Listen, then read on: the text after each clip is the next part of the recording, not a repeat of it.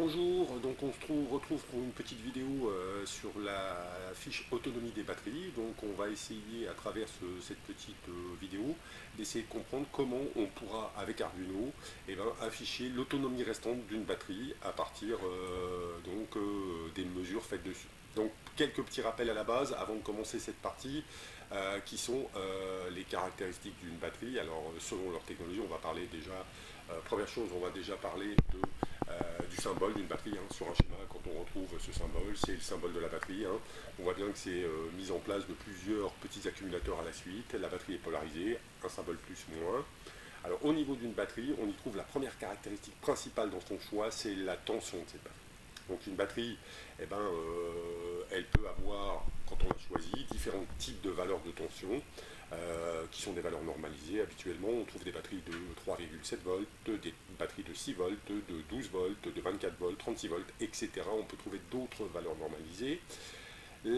Celle qu'on utilisera le plus souvent avec les cartes Arduino que l'on va faire dans nos projets cette année, ce sera des batteries généralement de 12 volts, sachant que la carte Arduino fonctionne en 5 volts, on a besoin d'une batterie avec une tension quelque peu supérieure, donc on utilise souvent du 12 volts. On pourrait utiliser autre chose, bien sûr, ça va dépendre des organes que l'on va avoir à commander derrière, des actionneurs, c'est-à-dire des moteurs qu'on va avoir à commander derrière si on a des moteurs. Une fois la valeur de la tension choisie, il faudra donc en choisir sa capacité. La capacité, grossièrement, va nous permettre de déterminer le poids et la grosseur de la batterie qu'on va avoir. Alors en fonction du système qu'on a alimenté et de l'autonomie, mot important, autonomie, donc le temps pendant lequel le système va pouvoir fonctionner avec notre batterie, on choisira donc une capacité qui sera liée à cette autonomie. Alors il faut savoir que la capacité d'une batterie, son unité est en ampères et qu'elle est liée par la formule qui est C capacité est égale au courant multiplié par le temps. Imaginons, petit exemple, nous prenons une batterie d'une capacité de 10 ampères. Cette batterie va fournir à un système un courant, imaginons constant, de 0,5 ampères. On est capable de déterminer à partir de ces données une autonomie prédite qui serait de environ 20 heures. C'est simple à faire, vous prenez cette capacité, vous la divisez par le courant que vous soutirez et on obtient donc 10 divisé par 0,5, on obtient donc 20 heures. Si on avait consommé que la moitié du courant, donc 0,25 ampères ou 250 milliampères, on aurait eu donc une autonomie qui aurait doublé en temps. Alors une fois qu'on a fait ça, qu'on connaît la capacité qu'on veut, on peut choisir ensuite une technologie. Les deux grandes technologies qu'on peut rencontrer dans nos projets à l'heure actuelle, qui sont soit les batteries dites plomb, qui sont les batteries bien sûr les moins chères, les plus répandues. Par contre, on va voir qu'elles ont un autre inconvénient, ou le deuxième type qu'on rencontre de plus en plus, un peu plus cher bien sûr, qui est la batterie lithium. Donc si on observe le graphe qui se trouve donc à cet endroit-là, qui est important, qui nous donne, lui, ce qu'on appelle la capacité massique et la capacité volumique d'une batterie en fonction de sa technologie. Si j'identifie les deux types de batteries que je viens de parler, qui est la batterie plomb qui est ici, la batterie lithium-ion qui se trouve dans cette zone ici, sur l'axe des X, là, on peut voir apparaître ce qu'on appelle la capacité massique. Elle est exprimée en watts par kilogramme.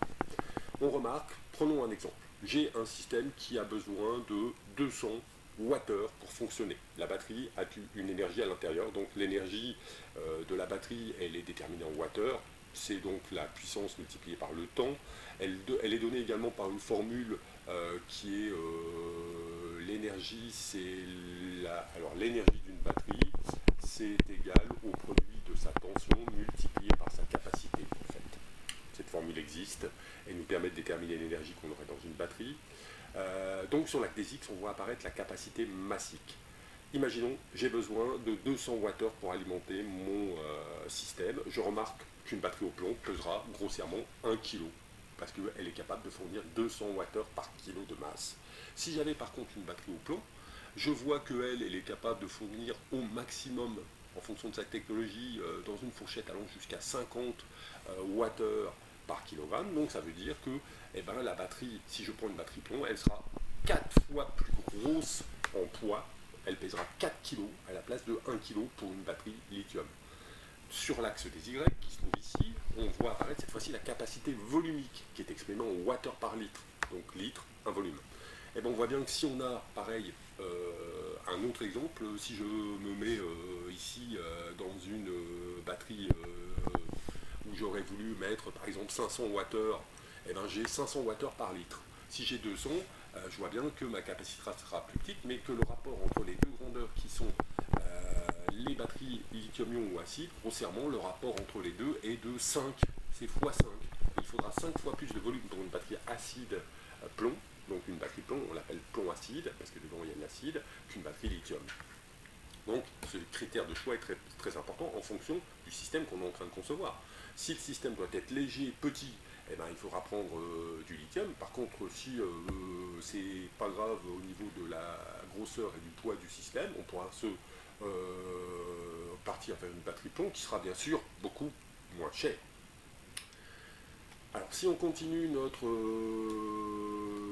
le cours qu'on a à faire, enfin le petit exposé sur l'autonomie d'une batterie, alors deux façons de mesurer cette autonomie. Une première façon qui est assez dure, c'est de dire j'ai une batterie qui est complètement chargée, donc je sais sa capacité, et je mesure dans le temps, à des petits instants donnés, le courant qui est en train d'être tiré à cette batterie. Je multiplie ce temps par le courant et je le soustrais à la capacité totale. Et je vois ma capacité totale descendre et je sais qu'à la fin, eh ben, quand j'arrive à zéro, la batterie est vide. Donc ça veut dire que ce qui est assez dur, c'est qu'il faut mesurer à des petits intervalles de temps le courant qu'on consomme tout le temps dans la batterie. Il faut être sûr que la batterie a été chargée au départ pour obtenir cette méthode. Alors une chose que je n'ai pas dit, je n'ai pas redéfini une grandeur qu'il est important de retenir parce qu'elle est exprimée souvent. C'est le state of charge, le SOC, souvent on l'appelle SOC, l'abréviation SOC en anglais, qui veut dire le pourcentage de capacité restant dans la batterie. Donc le state of charge. Donc première méthode qui était ici très dure à mettre en place, qui est faisable, hein, mais qui est très juste en fait, mais très dur à mettre en place parce qu'il va falloir faire de l'acquisition du courant avec une base de temps très petite, et puis la soustraire, et surtout être sûr que la batterie est chargée au départ. Impose une batterie chargée à 100% au départ. Deuxième cas, qui est beaucoup plus simple, celui qu'on utilisera beaucoup plus souvent, c'est qu'on peut mesurer la tension aux bornes de la batterie, donc tout simplement, hein, là il y a l'exemple, on vous dit on mesure la tension avec un voltmètre, mais nous on va la mesurer avec Arduino. Et puis il y a des tableaux qui sont donnés en fonction de la technologie. Là vous avez deux tableaux qui vous sont donnés en fonction de la technologie. Hein. Par exemple pour une batterie plomb, on voit bien que quand la batterie a une capacité de charge de 100%, la tension à ces bornes devrait être de l'ordre de 12,6 volts. Et puis si elle descend, quand il nous reste par exemple que 30% dans la batterie, il devrait y avoir une tension aux alentours de 11,8 volts. Pour la batterie lithium, c'est la même chose. Bon, là, on vous parle de cellules. Une seule cellule élémentaire, eh ben, c'est cette cellule-là. Pour la batterie au plomb, on pourrait également trouver la cellule élémentaire. Elle n'est pas donnée. Hein. Là, c'est pour une batterie 12 volts. Ça veut dire qu'elle a 6 éléments à l'intérieur. Donc, si on prend la même batterie 12 volts qui est ici pour nous, vous êtes bien d'accord, qui est ici, là, à cette colonne-là, on voit bien que la tension n'est pas tout à fait la même. Et que on part d'une tension allant de 10 à, on va dire, 13,6 volts, la dernière ici. Et puis, quand on est sur du plomb, on va partir de 11,6 environ à 12,6. Donc, en utilisant ce tableau, on va pouvoir, donc, par la suite, mesurer donc, le taux de charge restant dans la batterie. Alors, si je regarde un petit peu, on vous explique que la première chose est d'établir avec l'Excel l'équation du SOC en fonction de la tension pour la technologie de batterie choisie. Donc si vous regardez bien, je vais vous amener un document qui est là. Moi j'ai rentré dans Excel les tableaux qu'on avait précédemment pour vous montrer. Alors j'ai tracé, voilà, dans Excel, les différents tableaux, un pour le plomb, un pour le lithium. Ce qu'on remarque, c'est que la batterie au plomb est beaucoup plus linéaire que la batterie lithium au niveau de son SOC par rapport à la tension à ses bornes. Donc si j'avais à utiliser, j'ai fait apparaître également en pointillé l'équation de la batterie qu'on pourrait déterminer avec Excel. Donc si on clique sur la courbe et qu'on fait clic droit établir d'une courbe de tendance en choisissant linéaire, on remarque bien qu'elle est là. On peut afficher directement l'équation et trouver donc l'équation en fonction du SOC, en fonction de la tension directement de cette façon. Donc si j'avais une batterie au plomb, bah, je me dis que linéairement je pourrais choisir d'un bout à l'autre la même chose. J'aurais une petite erreur à la fin de la charge de la batterie ici, parce que si je fais un zoom, vous voyez bien que cette équation de tendance, elle passe un petit peu des deux côtés, il n'y aurait pas trop d'erreur. Par contre, si je prends une batterie lithium, hein, qui est ici, que je regarde plus précisément, je vois bien que par cette méthode, eh ben, dans cette partie-là, je fais des erreurs quand même. Alors si j'avais, moi, à réaliser cette fois-ci eh ben, une partie linéarisation, je prendrais plusieurs parties, c'est-à-dire que je prendrais une zone ici, je calculerai l'équation de cette zone-là, par exemple entre 100% et 60%. Ensuite, je reprendrai une autre zone qui va de là à là, en me disant, bah, dans cette zone-là, entre 20% et 60%, j'ai une nouvelle équation, parce que je vois que c'est plus linéaire. Et puis ensuite, deux zones qui seraient encore des petites zones ici. Donc ça veut dire que dans les calculs, à chaque fois, il faudrait vérifier à quel moment on se trouve, c'est-à-dire entre quelle gamme de tension et quelle gamme de tension. Si je suis sur cette tension-là, eh ben, l'équation correspondante est celle-là. Si je suis sur cette gamme, c'est celle-là. Donc c'est un peu plus dur, ça serait un peu plus dur sur le lithium. Après, on pourrait également se dire, bah, j'utilise la droite d'un bout à l'autre, la fonction linéaire d'un bout à l'autre, l'équation qui est d'un bout à l'autre, en se disant ici j'ai une toute petite erreur, là elle est plus importante, et calculer quelle est la grandeur d'erreur à l'affichage. Si elle nous convient et qu'elle ne nous pose pas de problème, qu'on veut avoir simplement une idée de l'autonomie restante, peut-être que c'est suffisant. Alors une fois qu'on a fait ça et qu'on a déterminé cette équation à partir de la partie, on va dire, de la technologie de batterie qu'on a, il faut savoir quand même que ces batteries, imaginons on a pris une batterie 12 volts, on ne va pas pouvoir injecter directement à l'intérieur de notre carte Arduino la valeur de cette tension directement, puisque elle va être comprise entre une gamme qui va de 10 à 14 volts, disons, en élargissant la gamme, et notre Arduino, lui, il est alimenté en 5 volts, je vous l'ai dit tout à l'heure. Donc si on injecte ça directement dans le convertisseur analogique numérique de Arduino, celui-ci va griller tout de suite. Donc entre les deux, il va falloir mettre un dispositif qui va permettre d'atténuer la tension, de diminuer cette tension à travers deux résistances. On appelle ce dispositif un pont diviseur de tension. Et le pont diviseur de tension, lui, va simplement atténuer et garder la proportionnalité. Donc je vous ai redonné un petit schéma. Donc on connecte la batterie ici, qu'elle soit lithium ou plomb, à cet endroit-là. On y met deux résistances en série et on ressort aux bornes de la deuxième résistance une tension plus faible que celle de la batterie, mais qui est image de la batterie, à travers la formule qui dit que U Arduino, qui va rentrer donc dans le convertisseur analogique ici, sera la tension de la batterie multipliée par la valeur de cette résistance sur la somme des deux résistances. Alors comment faire pour fixer les deux valeurs de résistance? Première chose, il faudra que ces valeurs soient de grandeur assez importante pour éviter de consommer du courant sur la batterie, parce que si vous branchez un dispositif qui mesure la tension de votre batterie, qui a des résistances très faibles, qui va consommer du courant, elle va décharger votre batterie, donc il faudra prendre des résistances de l'ordre de la centaine de kiloohms pour éviter de tirer du courant justement sur votre batterie et la décharger en continu. Et puis ensuite, on va se dire, sachant que la tension maximum de ma batterie atteint par exemple 14 volts, je prends un exemple, ou 13 volts, je vous ai mis un exemple ici, je me dis tiens j'ai une batterie au plomb, le maximum c'est 12,6 volts, si vous regardez le tableau précédent, je fixe une grandeur un peu plus grande pour être sûr de ne pas arriver à la limite de mes 5 volts quand je vais faire mon pont diviseur. Je me dis bah tiens la tension sera au maximum de 13 volts et quand j'ai 13 volts je vais obtenir 5 volts ici à l'entrée de Arduino, la tension maximum à mettre en place.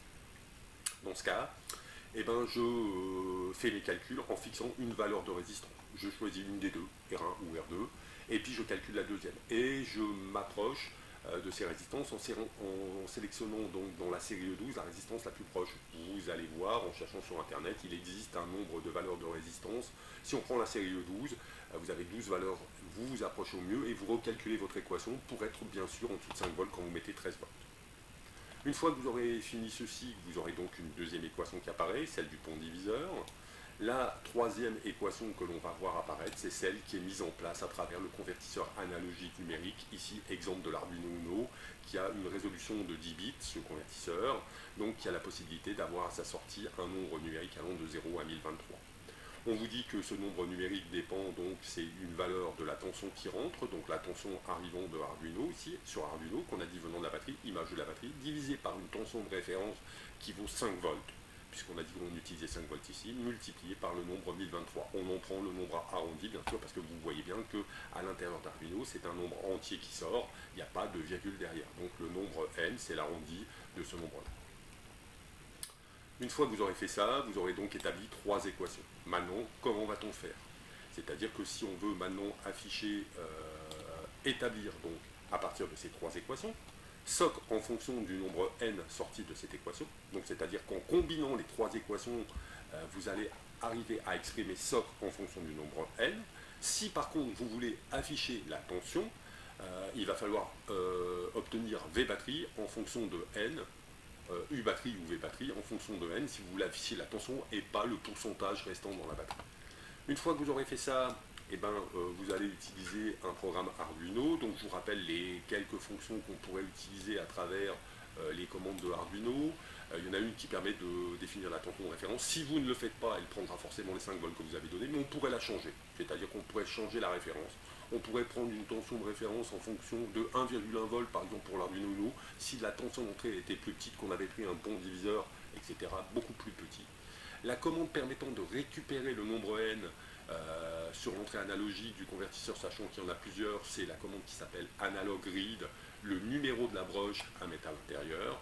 Et puis il pourrait y aussi avoir une fonction qui n'est pas du tout utile dans Arduino, mais qui est une fonction mathématique de Arduino qui peut permettre de remettre à l'échelle un nombre, c'est-à-dire ici elle ne vous servira pas, elle était mise en plus, mais elle ne vous resservira pas. C'est une mise à l'échelle tout simplement. Et ensuite vous avez un petit programme qui vous explique comment faire. Donc déclaration d'un entier n qui va être le nombre n qui sort de notre équation, un flottant, donc un réel que j'ai appelé val.